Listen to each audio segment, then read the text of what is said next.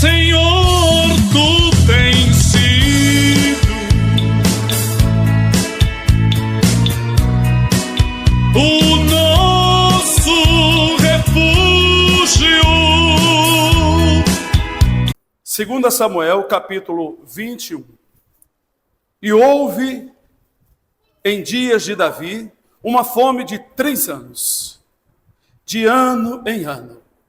E Davi consultou o Senhor, e o Senhor lhe disse: é por causa de Saul. Saul foi o primeiro rei de Israel. E da sua casa sanguinária, porque matou os gibeonitas. Então chamou o rei aos gibeonitas. Davi chamou, os gibeonitas. E lhes falou: ora, os gibeonitas não eram dos filhos de Israel, mas do resto dos amorreus. E os filhos de Israel lhes tinham jurado, porém Saul procurou feri-los no seu zelo pelos filhos de Israel e de Judá. Disse, pois, Davi aos gibeonitas: que quereis que eu vos faça? E que satisfação vos darei para que abençoeis a herança do Senhor? Foi a pergunta que Davi fez aos gibeonitas. Então os gibeonitas lhe disseram: não é por prata e nem ouro que temos questão com Saul e com sua casa. Tampouco pretendemos matar pessoa alguma em Israel. E disse ele: que é, pois, que quereis que vos faça? E disseram ao rei: quanto ao homem que nos destruiu e procurou que fôssemos assolados, sem que pudéssemos subsistir em termo algum de Israel, de seus filhos se nos deem 7 homens, para que os enforquemos ao Senhor em Gibeá de Saul, o eleito do Senhor. E disse o rei: eu os darei. Amém? Agora eu vou contar para vocês um pouco dessa história. Uma história estranha, não viu? Deus trouxe 3 anos de fome na nação de Israel por causa de uma injustiça praticada pelo rei Saul. O rei Saul foi o primeiro rei de Israel. Esses gibeonitas não eram israelitas, não eram judeus. O que aconteceu? Quando Josué, sucessor de Moisés, foi conquistando as terras prometidas que Deus deu, esses gibeonitas eram um vizinho próximo do local onde eles estavam dominando. E certamente eles seriam mortos também, no tempo de Josué. Presta atenção. Mas o que fizeram os gibeonitas? Uns 2 ou 3 homens se disfarçaram de gente viajante de muito longe, colocaram uns calçados já rasgados, umas roupas velhas rasgadas, pegaram uns pães já cheios de bolor, já velho, botaram num saco, fingindo que era comida que estragou porque estavam viajando de muito longe. Aí chegaram diante de Josué, se inclinaram e falaram que eles vinham de muito longe e que eles moravam muito longe e que Josué fizesse aliança com eles. Aí eles falaram: veja aqui o nosso pão pela viagem, já está bolorento, nossas roupas já estão desgastadas, rasgadas. Eles fingiram direitinho, hein? Josué, ao invés de consultar o Senhor, não consultou, fez aliança. Então fez aliança com eles. Aí tá. Aí quando Josué e o povo de Israel foi avançando e conquistando, descobriu que eles eram bem vizinhos. Aí não podiam fazer mais nada, porque fizeram um juramento. Depois de Josué, aí veio o tempo dos juízes, veio Samuel. Aí no tempo de Samuel, o primeiro rei foi levantado como rei de Israel, chamado Saul. Saul o que fez? Tentou destruir os gibeonitas. Agora o que eu quero falar, sabe o que é? Um único versículo aqui. Versículo 2. Então chamou o rei aos gibeonitas, e lhes falou: ora, os gibeonitas não eram dos filhos de Israel, mas do resto dos amorreus, e os filhos de Israel lhes tinha jurado, fez um juramento. É o que eu falei para vocês, o juramento que Josué fez, porque Josué foi enganado na época, então não podia voltar atrás. Porém Saul, é isso aqui, olha, preste atenção. Porém Saul procurou feri-los no seu zelo. Aqui está o perigo, o zelo. Pelo seu zelo pelos filhos de Israel. É um perigo muito grande. Nós queremos fazer obra para Deus, sem ser da vontade do Senhor. Aqui Saul quis destruir os gibeonitas, zelando na nação de Israel, Judá, né, e os outros. Mas Deus não se agradou daquilo. Porque o Senhor, Ele está atento ao que nós falamos. Por isso a Escritura diz, sede o vosso falar, sim, sim, não, não. Se você diz que sim, depois você diz não, ou se você diz não, depois você diz sim, a Bíblia diz que isso é uma procedência do diabo, é procedência do maligno. É sim, sim, não, não. Então, se houve uma aliança, essa aliança Deus aceitou, não podia ser desfeito. Saul o que fez? Tentou destruir completamente os gibeonitas. E eles não puderam nem se refugiar em Israel, porque era ele o rei, Saul era o rei de Israel. Aí o que Deus fez? Por causa do que Saul fez com os gibeonitas, Deus trouxe um tempo, só que foi no tempo de Davi, né? Por causa dos filhos de Saul, por causa daquele povo que seguia as ideias de Saul. Irmãos, esse caso aqui é muito semelhante àquele rei, acho que é Josias. Josias tentou se envolver numa guerra entre o rei do Egito, né? O rei do Egito, Faraó Neco, e um outro rei de outra nação. Eles estavam brigando, então o que aconteceu? Esse rei de Judá também tentou, não é, aproveitar-se da guerra para ferir o rei do Egito. Mas Deus estava no negócio. E aquele homem que tinha recebido uma promessa, o rei Josias, né? Tinha recebido uma promessa que iria morrer na velhice, em paz, não morreu, pelo contrário, morreu flechado, porque se envolveu numa questão alheia. É muito parecido. Aqui, Saul, por causa do seu zelo fora de medida, fora da vontade do Senhor, sabe quando você está com muito zelo, aquela santidade mais da sua capacidade, além da vontade de Deus, a Bíblia manda a gente ser santo, mais santo ainda, mas é tudo gradualmente. Ninguém chega hoje nas coisas de Deus, amanhã já está santo. Não, é como uma criança quando nasce. A criança quando nasce não sabe andar, não sabe falar, não consegue distinguir as coisas direito, olha para lá, olha para cá, mas ainda não está percebendo as coisas. Ela gradualmente ela vai alcançando maturidade, aprende a falar, aprende a crescer, aprende a andar, aprende a crescer, aprende a ver as coisas e distinguir as coisas. Assim somos nós em santificação e zelo das coisas do Senhor. Então tem gente que quer zelar demais, além do limite que Deus não estabeleceu. Foi o caso dele aqui. Ele quis destruir os gibeonitas passando em cima daquela aliança que houve entre Josué, a nação de Israel, e os gibeonitas. Deus considerou esta aliança, por isso não podia ser desfeita. Aí, irmãos, veio o castigo num tempo determinado. Davi consultou a Deus, Senhor, por que está vindo essa seca, Senhor? 3 anos, aqui já teve seca de mais anos, né? E tudo é por causa da maldade do lugar. Por causa da maldade. Só que o povo não faz conserto. Fica todo mundo, é assim mesmo, continua errando, é assim mesmo. Esse dia eu não falei para vocês, Deus mandou eu sair para lá de fora e disse, estende a tua mão para o céu. Estendi a mão para o céu e para clamar para a chuva. Quando foi mais ou menos esse horário, mais tarde, aí, depois ele não me tocou para orar de novo, não sei porquê, eu estou pedindo, mas ele não mandou, não estou sentindo ainda, né? E esses dias eu estava pensando sobre esse lugar, que o Senhor tem trazido castigo aqui por causa da maldade, uma maldade que existe aqui muito grande, né? Que é o adorar imagens que são feitas pela mão dos homens, que não fala, não vê, não escuta. A maioria daqui tem essa tradição e por isso Deus castiga. Se vocês quiserem, eu faço um estudo para vocês aqui na Bíblia, eu mostro para vocês lerem que Deus ele faz chover num lugar, no outro lugar ele não faz chover por causa da maldade.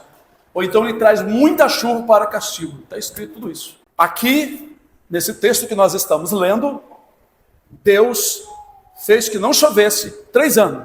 Lá no Rio de Janeiro está chovendo, está até friozinho lá, está tudo sempre verde, chove. E lá existe outros tipos de maldade, mas existem muitas igrejas evangélicas e muito povo de Deus buscando, ainda que tem muita gente que não está buscando corretamente.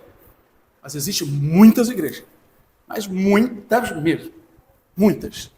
Então sempre tem gente buscando o Senhor e uma atividade talvez até maior. Aqui o grande número aqui das pessoas do lado de Pernambuco e de outros estados são muito voltados para as coisas que a palavra de Deus diz para não fazer, não dobrar o joelho, se encurvar diante delas e não fazer petições a ela. Mas o povo faz porque acredita e aí Deus assola o lugar.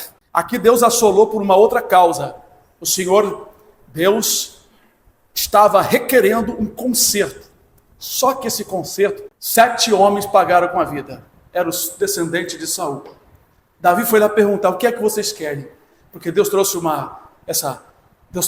essa seca aí, e o Senhor está querendo que a gente faça um conserto. O que é que vocês querem? Olha, a gente não quer ouro, a gente não quer prata, a gente não quer destruir ninguém.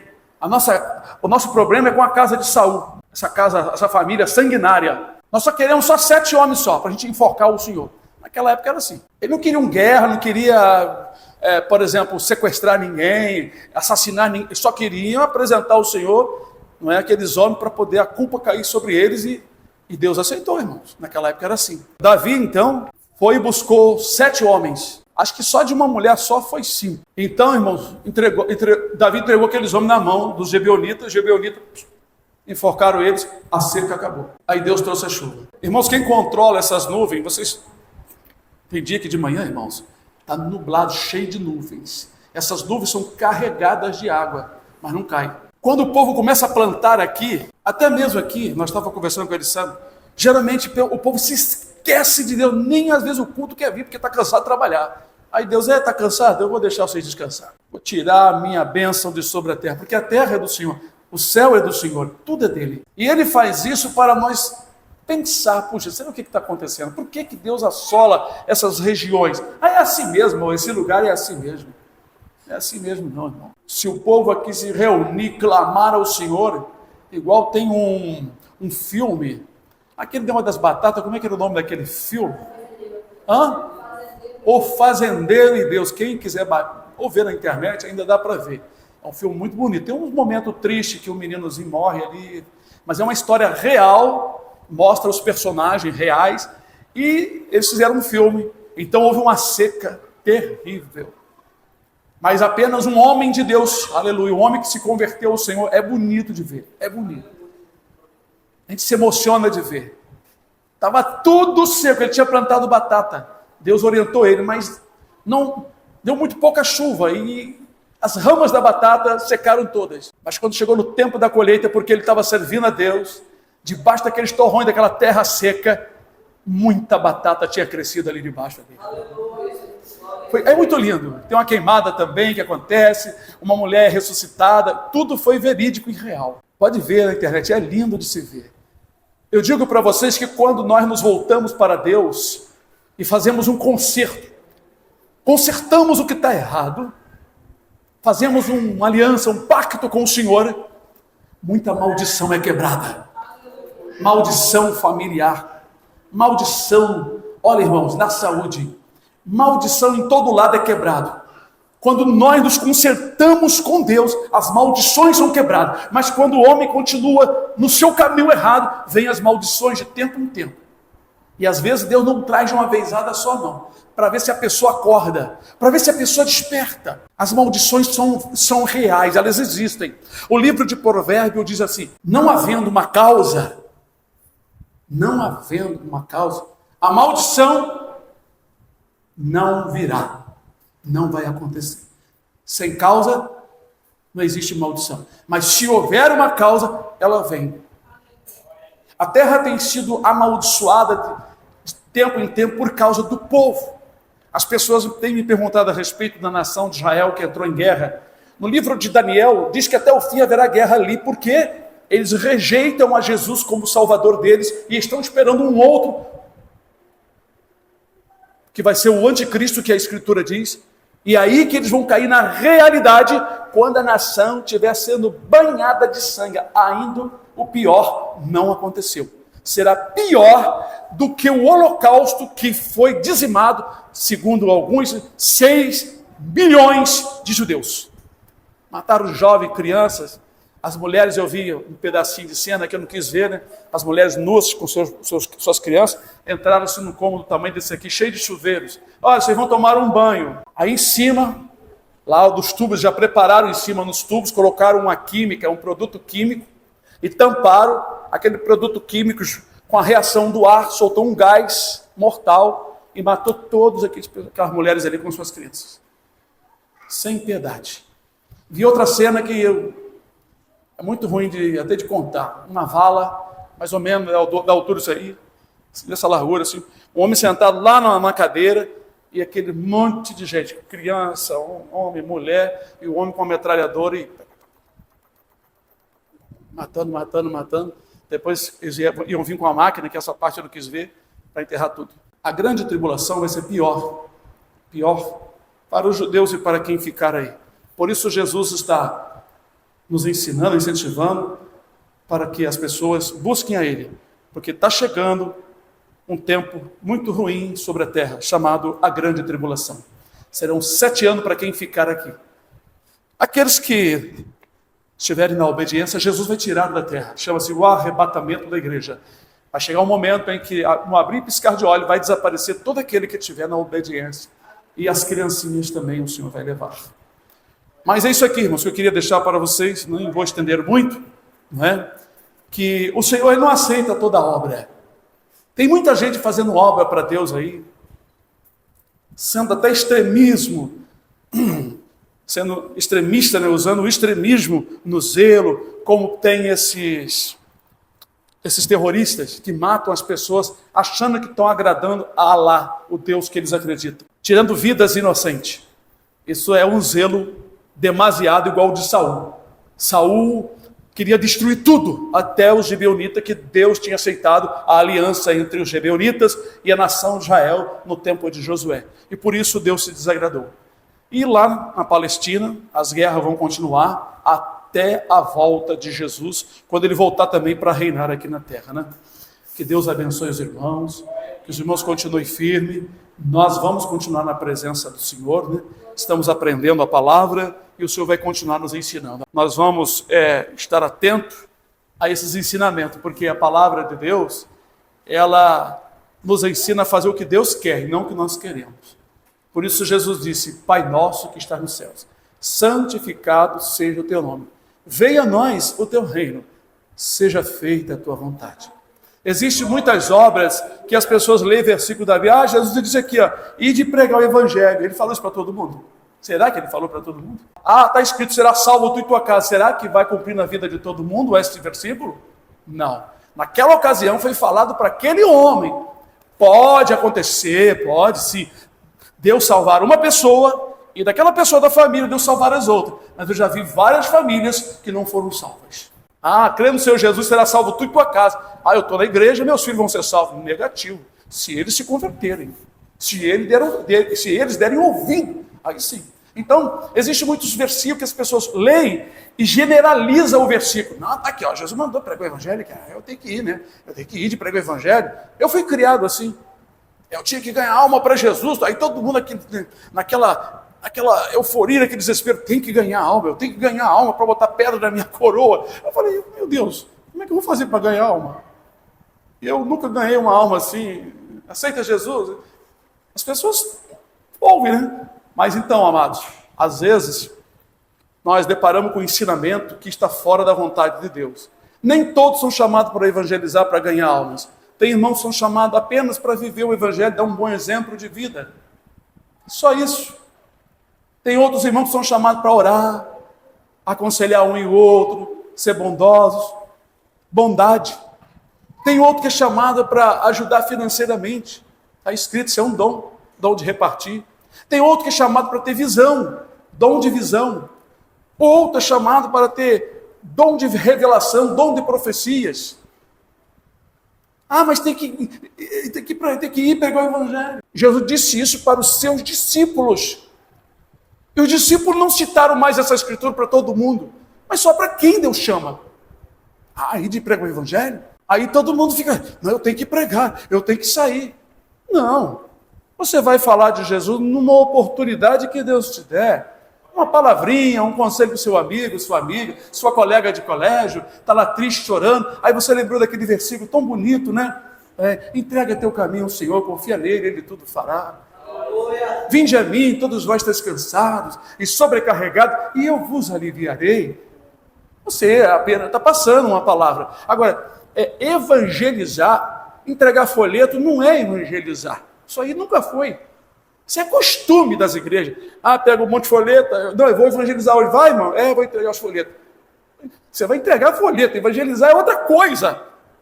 É outra coisa. Evangelizar é o que eu faço. É que outros fazem. Vai nas casas. Os testemunhas de Jeová que não são evangélicos, nós não consideramos eles evangélicos. Eles evangelizam certo. Eles evangelizam certo. A maioria, 99,9% dos evangélicos não fazem o que eles fazem. Aquilo ali que é evangelismo, você ir no lar, se a pessoa quiser, você volta lá, vai conversar, vai ter aquele papo, né? Tomar uma águazinha, e ali vai conversando, vai explicando para a pessoa. Evangelizar, levar a pessoa ao conhecimento. Quer ver? Ele disse assim, ide pregar o evangelho. Ensinando, entregar folheto não é ensinar, ensinando todas as nações a guardar tudo que eu vos tenho dito, batizando em nome do Pai, do Filho e do Espírito Santo. Isso aí que é evangelizar. Ensinar. Agora você foi lá e falou um pouquinho, nunca mais você foi naquela pessoa, foi lá no hospital, eu evangelizei no hospital. Você evangelizou? Eu falei de Jesus, aí, não sei o quê, papapá. Assim, olha, para você evangelizar uma pessoa, você tem que ter tempo. Uma vez, 2 vezes, 3 vezes. Você pega um tema, vai devagarinho explicando aquilo ali, volta de novo, explica, e deixa a pessoa em paz. Isso é evangelizar. É ensinar, ou nos lares, ou nas ruas, no local, a palavra de Deus.